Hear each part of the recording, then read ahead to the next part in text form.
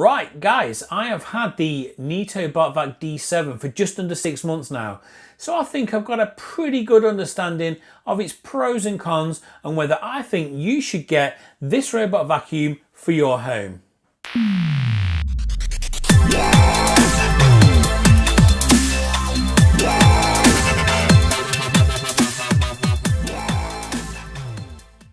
Hey guys, my name is Aidan, this is Everyday Tech. Before we get started, don't forget, subscribe to my channel, it would be very much appreciated. Then you'll be kept in the loop with any tech news or tech reviews.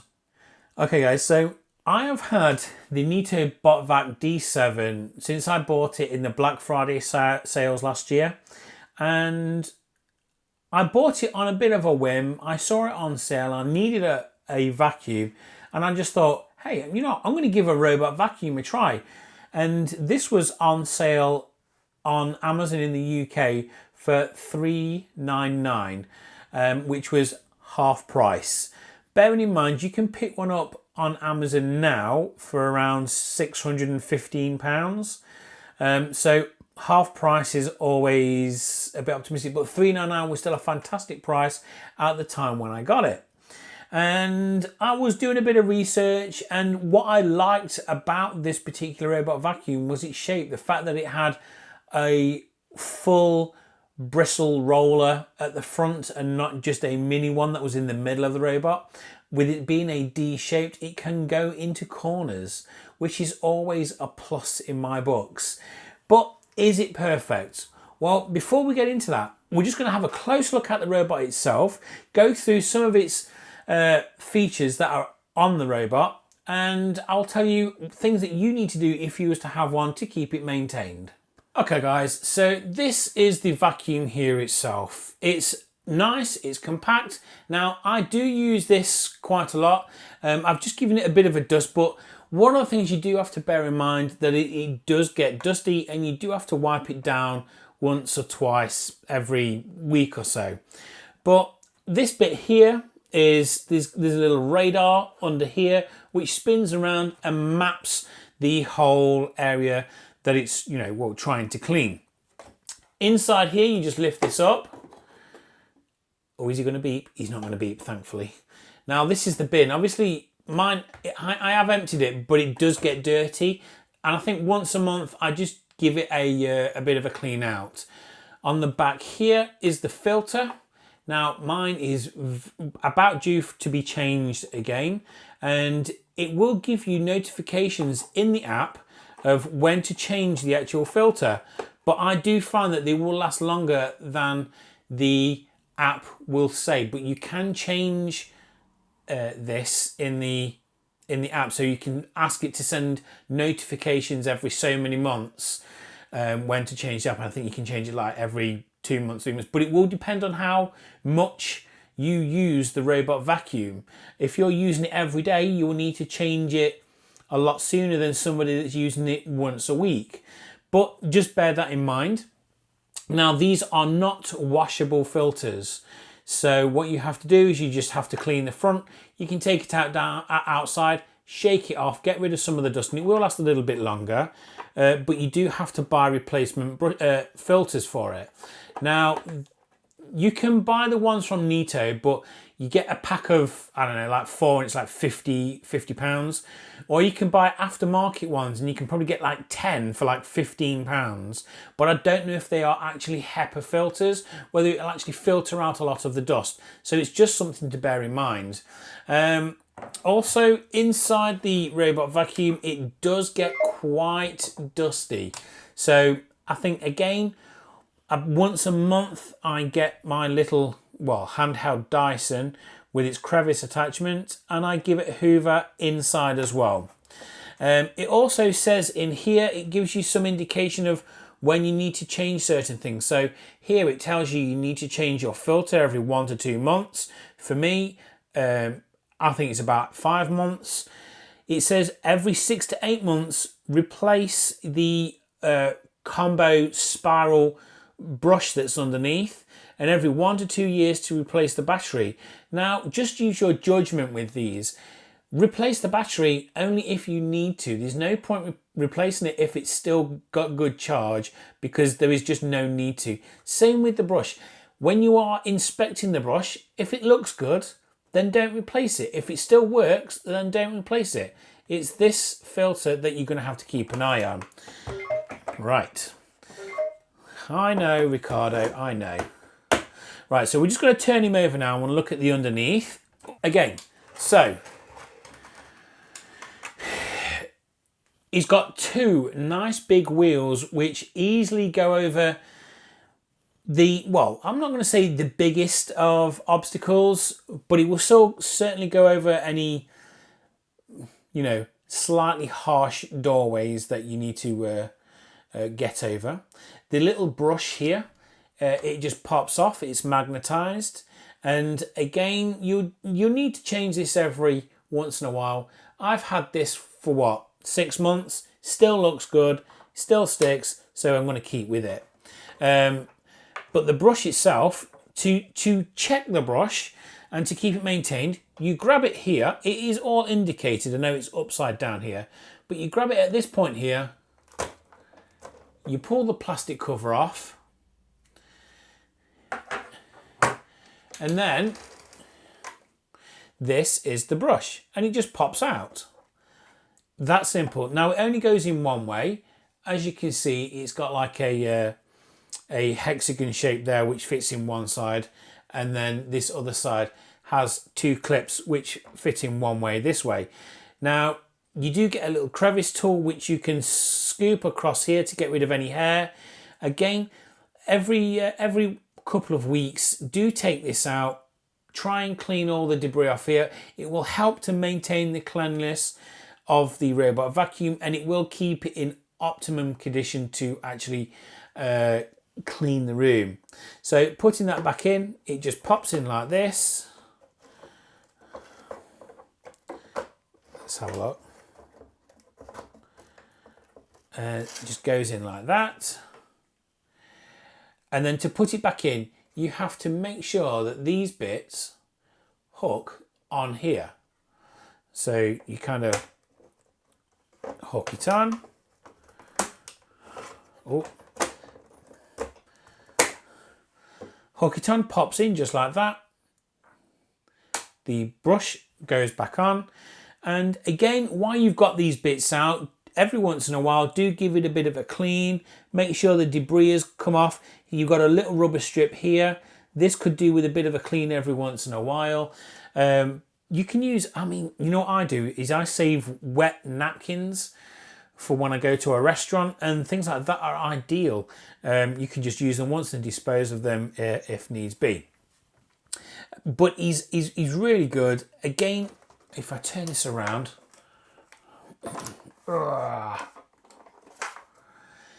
it does show you how to change the brush just on here. It does give some detailed instructions, and it is pretty good in that respects. And that is pretty much it. You've just got your stop-start button here, so you can press this to actually activate the robot vacuum and to stop it if you don't want to use the app or voice commands. But apart from that, that is pretty much it. I mean, it does have sensors. So it has the bumper sensor here.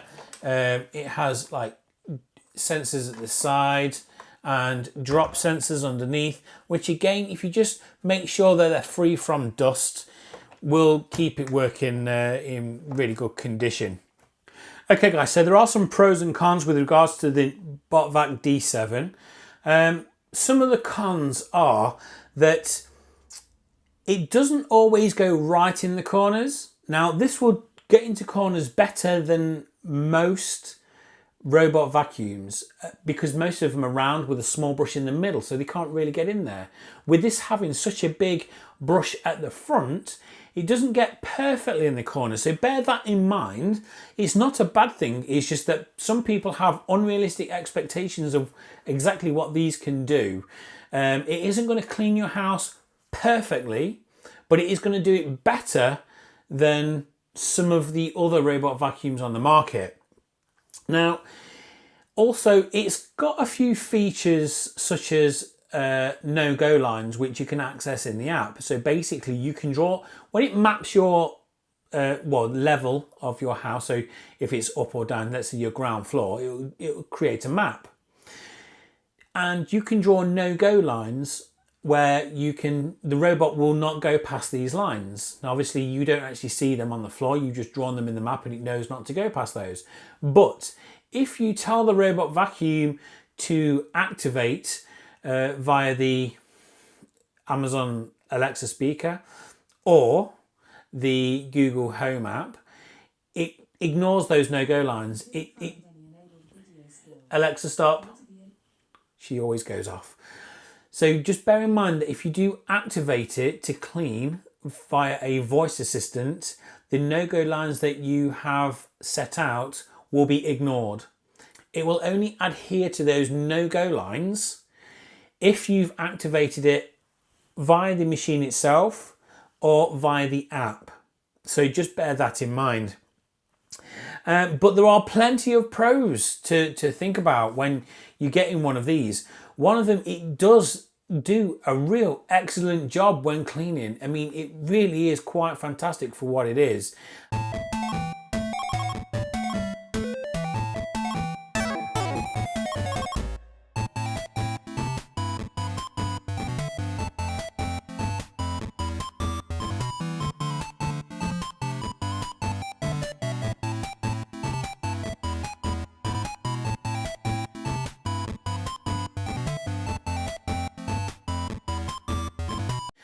And it's very easy to maintain now. We've had a look, you know, the app itself will tell you when you need to change the filter, when you need to empty the bin. The bin is just under 1 litre, I think it's 0.7 litres. And again, even though it doesn't look like much, and it is a pretty tiny bin, I mean, I've got 2 cats, and this is one of the reasons why I've got it.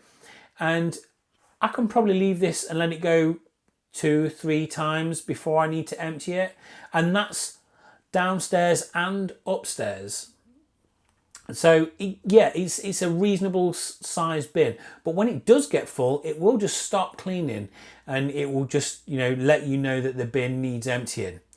Now, another cool feature of this is in the app, you can do scheduled cleaning. So I have mine to go off every Tuesday and Thursday around 4 p.m, about an hour before the first person is due home, which is, again, it was fantastic because I don't have to worry about it. I can just let it do its thing and it's absolutely great. And you can go into the app later on, you can pick what day, what time, whether it's turbo mode, eco mode. And again, those are another features that are absolutely great. So turbo mode will just give you a little bit more power, a little bit quicker. Eco mode means it goes around a little bit gentler. So if you've got a few things that you think it's going to knock over that are a bit delicate, it will be a bit more gentle as it's going around. But bear in mind, you still have to remember to make sure you pick up everything off the floor. Don't leave cables or any bits of string or anything like that because they will get tangled. But again, the good thing is if it does get tangled, it will stop and it will notify you that it is stuck. And then you can just either, if you are at home, you can just come to it, untangle it and let it go and it will carry on cleaning. And the app is really easy to follow.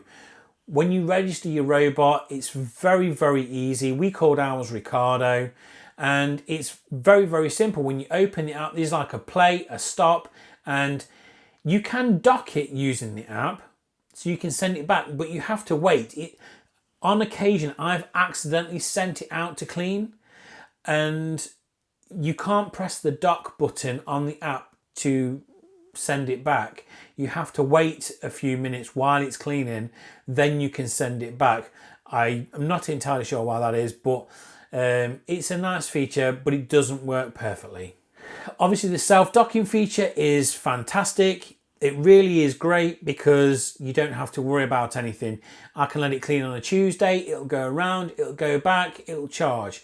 Then on Thursday, it'll go out, it'll clean, it'll go back, and it'll charge again. And all I do is on a Thursday, I just check the bin, empty it, put it back, ready to go. And it really is that simple. Another feature that this has got, which is quite handy, is that it has zone cleaning. So when it creates a map of your ground floor, let's say, you can actually set coloured zones. So for example, your lounge could be 1, your dining room could be 2, your hallway could be 3, and your kitchen could be 4.